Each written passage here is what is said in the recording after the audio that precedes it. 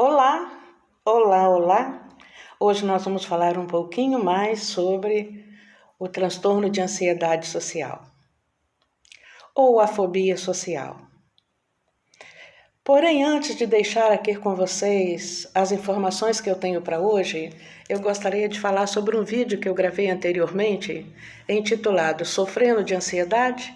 Redescubra a sua potencialidade. Então, se você já viu esse vídeo anteriormente, excelente! Dê sequência neste daqui. Se você não viu ainda o anterior, Sofrendo de Ansiedade, Redescubra Sua Potencialidade, eu sugiro que assista este daqui, que já está aí disponível à sua frente, mas que busque ver o outro anterior também para você complementar as informações.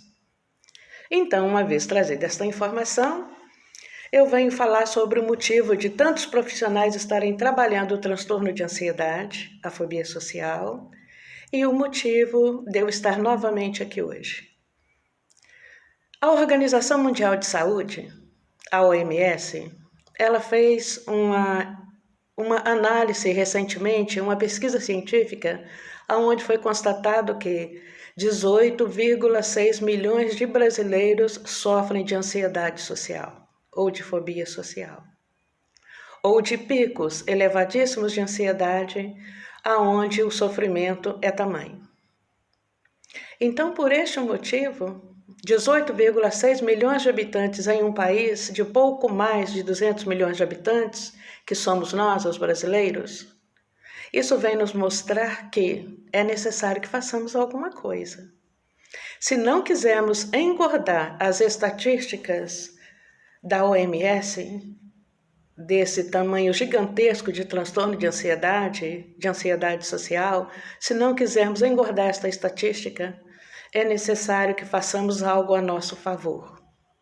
Adolescentes, jovens, adultos, idosos, todos estão ou sofrendo de tal problema ou com possibilidade de sofrer de tal problema. Quando eu digo todos, eu não quero dizer que a população inteira está vivendo esse sofrimento. Eu quero dizer que todas essas fases de idade estão sujeitas a isto, ou já passando por isto. E por este motivo, eu quero trazer aqui hoje 3 técnicas, ou seja, 3 ferramentas que podem auxiliar no alívio desta dor, no alívio do transtorno de ansiedade, tá? Então, tudo o que eu falar aqui estará dentro do campo científico. Eu sou psicóloga, especialista em neuropsicologia clínica. Tudo que eu trouxer de informação, eu estarei falando dentro do campo da ciência. Porém, o que eu disser aqui, as ferramentas que eu trouxer, as orientações que eu passar, elas não isentam o sofredor do transtorno de ansiedade de buscar uma psicoterapia, de buscar um tratamento psiquiátrico. Então, muitas pessoas se beneficiarão apenas com os recursos que eu indicarei aqui. Eu digo isto porque comprovadamente em consultório, várias pessoas conseguiram aliviar essa dor, aliviar essa angústia, esse sofrimento, simplesmente praticando esses 3 passos. Por isso que eu considerei importante trazê-los aqui. Mas volto a dizer que, em muitos casos, estes 3 passos aliviam e permitem a pessoa ter uma vida saudável. Em muitos casos, é necessário o acompanhamento psiquiátrico, é necessário uma psicoterapia. Então, vai depender muito de como você se encontra neste momento, do tamanho do seu problema, da sua dor, do seu sofrimento, para que você possa aí fazer um levantamento e buscar a solução mais apropriada para você, tá bom? Então, desse primeiro passo que eu venho trazendo, é muito próprio no transtorno de ansiedade e na fobia social os pensamentos disfuncionais, pensamentos negativos, pensamentos que só te jogam para baixo e que te dizem sempre que você vai dar errado em tudo que você tentar iniciar. Então, o primeiro passo que eu venho trazer aqui é o seguinte: aceite os seus pensamentos. Mesmo que eles venham disfuncionais, aceite os seus pensamentos. Em consultório, às vezes, quando eu digo isso, a pessoa vira para mim e diz: mas Conceição, mas psicóloga, por que é que eu sou orientado a aceitar algo que me traz tanto sofrimento, que me traz tanta dor? E então eu explico. Somente aceitando algo como nosso, a gente realmente olha para ele e consegue executar uma mudança. Por isso que uma das técnicas é esta: aceite os seus pensamentos disfuncionais. Estes pensamentos que invadem o seu cérebro automaticamente, o próprio nome já diz, eles são automáticos. Eles vão chegar e eles vão entrar, eles vão invadir o seu cérebro e a sua mente num estalar de dedos. No momento em que você menos espera, eles simplesmente chegam e invadem. São pensamentos automáticos. Então, estes daí, realmente não há como você evitá-los. Porém, esses pensamentos, eles vêm acompanhados de outros que pegam carona nesse primeiro que é automático.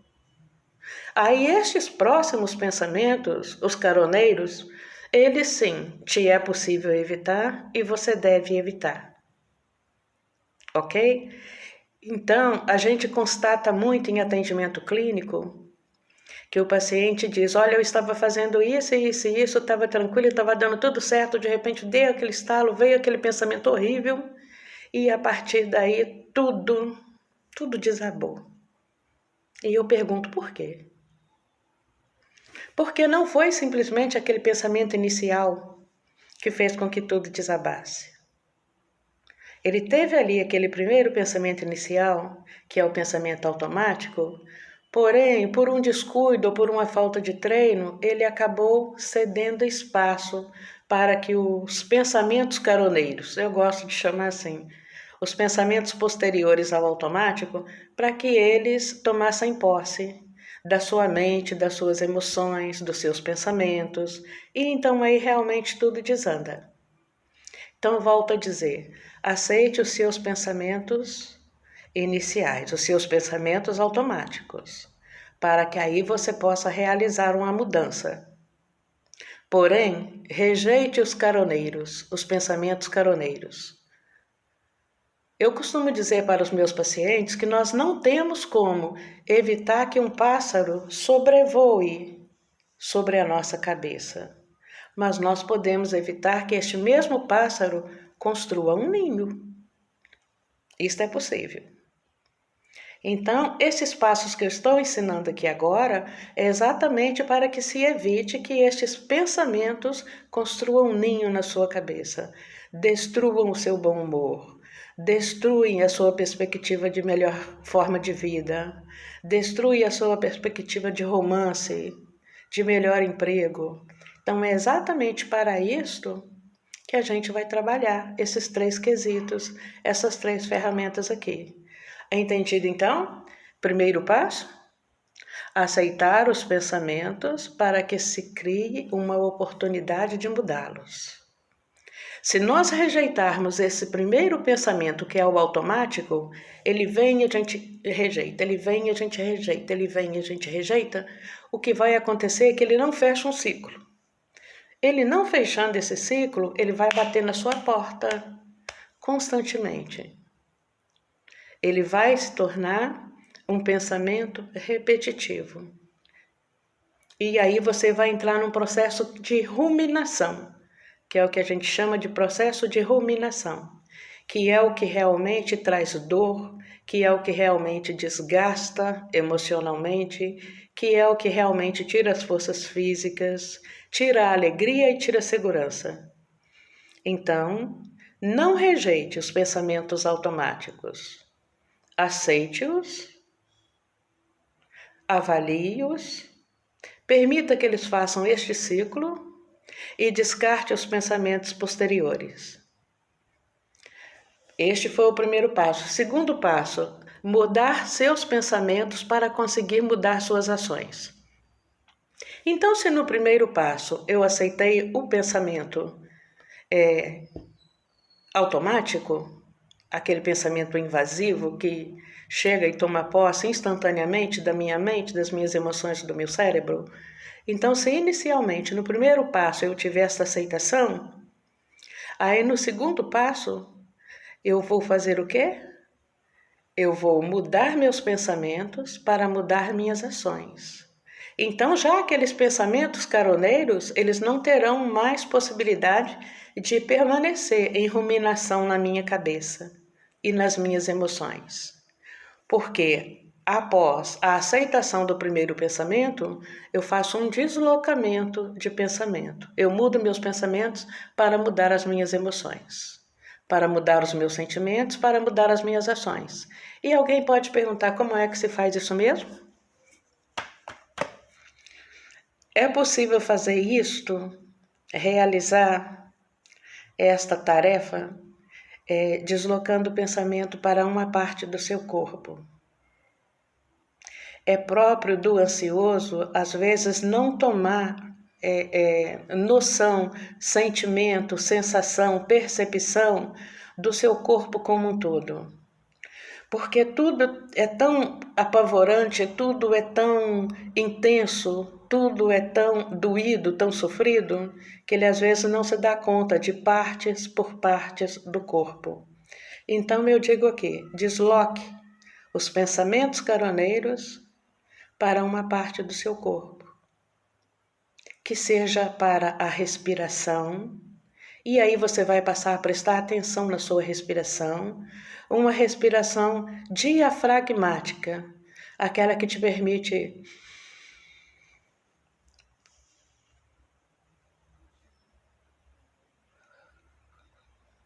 respirar com serenidade, com tranquilidade.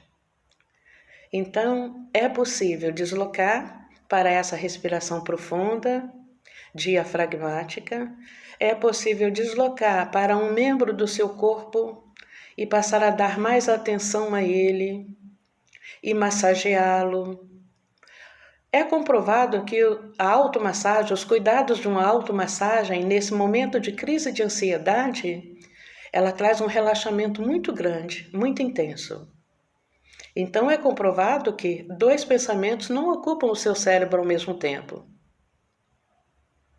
Se você ama e você odeia alguém, você pode ter certeza que esses 2 sentimentos, eles andam juntinhos às vezes. Mas em um momento você está amando, em outro você está odiando. Você não beija e bate ao mesmo tempo, você não abraça e empurra ao mesmo tempo. Então é comprovado cientificamente que com os nossos pensamentos acontecem a mesma coisa. Se o seu cérebro se ocupa de uma massagem em uma parte do seu corpo e você consegue deslocar os seus pensamentos para ali, com certeza seu cérebro já não estará vazio para que os pensamentos caroneiros tomem posse dele. Então, aí você consegue realizar este segundo passo. Mudar os pensamentos para mudar as ações e as emoções. Entendido? Terceiro passo. Confrontar os pensamentos para ver se eles realmente são reais ou se são falsas crenças. É muito comum a gente encontrar pessoas hoje vivendo debaixo de falsas crenças. Então, sempre que um pensamento tomar posse das suas emoções, do seu corpo, porque o nosso corpo não conhece, né, gente? Aquilo que é real e aquilo que é simplesmente da ordem do pensamento. O nosso corpo, para ele, se você está pensando e se você está sofrendo mentalmente, ele sofre junto, porque ele não consegue distinguir o que é real do que é pensamento disfuncional, o que é perigo real do que é perigo acreditado, ok? Então, uma vez realizados esses 2 passos, A gente precisa confrontar os pensamentos para que o nosso corpo alcance esse alívio. E como é que eu confronto esses pensamentos disfuncionais? Como é que eu confronto essas falsas crenças? Vamos lá.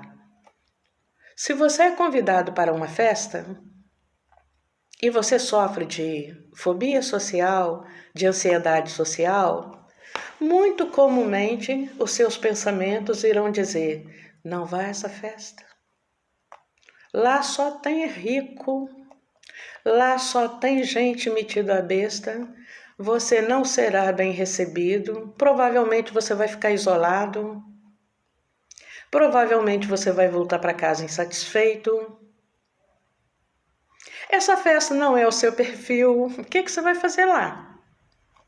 Então é muito comum a gente ouvir todas essas queixas em consultórios.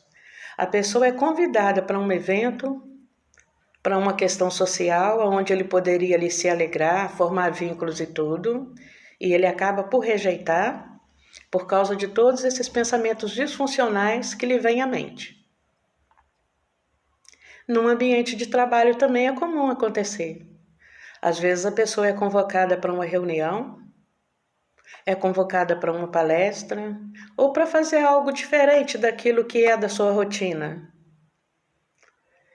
E aí lá vem os pensamentos. Não vai porque você não vai dar conta. E se o chefe te chamou, é porque você fez besteira.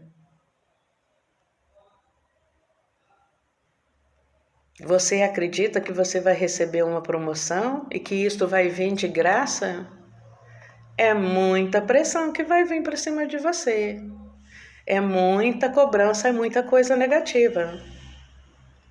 Então vocês vejam bem que para quem sofre de transtorno de ansiedade, de fobia social, de ansiedade social, os pensamentos, eles geralmente não vêm para construir algo positivo, mas eles vêm para mostrar para a pessoa tudo que poderia dar errado.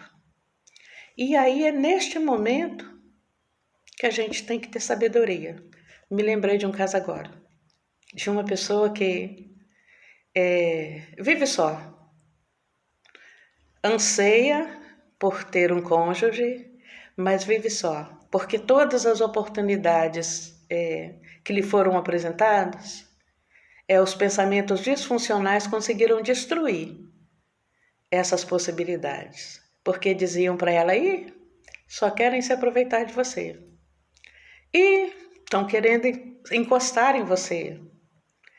E você não percebe que você já passou da idade de se envolver com tais pessoas que são muito jovens para você.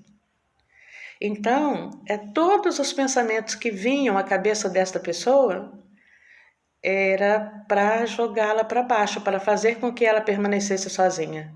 E uma pessoa que sempre ansiou ter um cônjuge. É uma pessoa que está recentemente comigo, está realizando algumas mudanças, me autorizou a comentar sobre o fato aqui, mas não trouxe nome, nem sexo, nem nada. Então, a gente tem que preservar, né? E é isto. Então, pessoal, estes são os 3 passos que a gente precisa estar atento. Aceitar os seus pensamentos disfuncionais, porque somente aceitando-os você consegue mudá-los. Uma vez aceitados esses pensamentos, mudar os pensamentos para conseguir mudar as emoções e o comportamento e as ações. E para isso eu já orientei lá no início o que é que deve ser feito. A questão do deslocamento de pensamento para uma respiração, para uma música, para uma parte do corpo. E o terceiro passo, confrontar os pensamentos para ver se eles são reais. E aí, quando eu confronto, como é que eu posso fazer isso? Me questionando. Se os pensamentos vêm de uma forma negativa, me dizendo: olha, não vá, que você vai se dar mal. Olha, não faça, que você vai ter prejuízo. Olha, não se envolva, porque não é para você. Não vá à festa, porque você vai ficar isolado. Então, estes e outros pensamentos, que são inúmeros os pensamentos que podem acontecer, estes e outros pensamentos, eles podem ser confrontados da devida forma. É você se perguntar, por que é que eu me daria mal, se eu for? Por que é que eu teria prejuízo se eu fizer tal coisa? Por que é que eu ficaria isolado se eu realmente for a essa festa? Quais os sinais que apontam para isto? E constatado que não há sinais que apontam para isto, levante-se, se ajeite e faça o que lhe aprouver. A confrontação de pensamentos, ela geralmente traz uma libertação, um alívio tão grande para a pessoa, porque aí sim a pessoa tem possibilidade de constatar o que é falsa crença do que é realidade. E então aí segurar as rédeas da sua vida, segurar as rédeas das suas emoções e seguir adiante. Este é o meu desejo para todo aquele que ver esse vídeo e que tiver esta questão em sua vida, transtorno de ansiedade, fobia social, ansiedade social, que comece com esses 3 passos. Posteriormente, eu virei trazendo outros passos. Mas não deixem de ver o primeiro vídeo. Sofrendo de ansiedade? Redescubra a sua potencialidade. Este é o título do vídeo, do anterior. É importante deixar claro aqui também que o transtorno de ansiedade, a ansiedade social, ela teve origem lá nos primórdios da nossa existência. Por quê? Porque uma ansiedade saudável, ela é inerente a todo ser humano. Uma ansiedade positiva, ela é necessária à sobrevivência de todo ser humano. Então, lá no passado, lá no início da nossa existência, dos nossos antepassados, era necessário que as pessoas tivessem um certo nível de medo que gerasse ansiedade para que a pessoa pudesse sobreviver aos perigos da época. Os nossos ancestrais tinham que lidar, fugir ou vencer leões, tigres e todos os demais animais selvagens que conviviam na época desta população, dos nossos ancestrais. Então eram pessoas que precisavam estar atentas, vigilantes o tempo todo, porque o perigo podia estar se aproximando a qualquer momento. O perigo rondava constantemente os nossos ancestrais por dividirem espaço com estes animais selvagens. Então, naquela época, o medo era constante para que se gerasse uma ansiedade vigilante e para que estas pessoas sobrevivessem. E se nós estamos aqui até hoje, agradecemos aí o medo e o bom nível de ansiedade. O bom nível. Porque quando ele fica exagerado, ele se torna patológico. Então, muitos de nós já conseguimos hoje fazer esta equiparação e hoje conseguimos viver um nível de ansiedade que seja saudável, que nos permita fugir do perigo, mas que não nos adoece. Muitos outros vieram trazendo informações mentais, informações genéticas daquele período, daquela ocasião, e estas informações ainda trazem uma ansiedade excessiva para essas pessoas.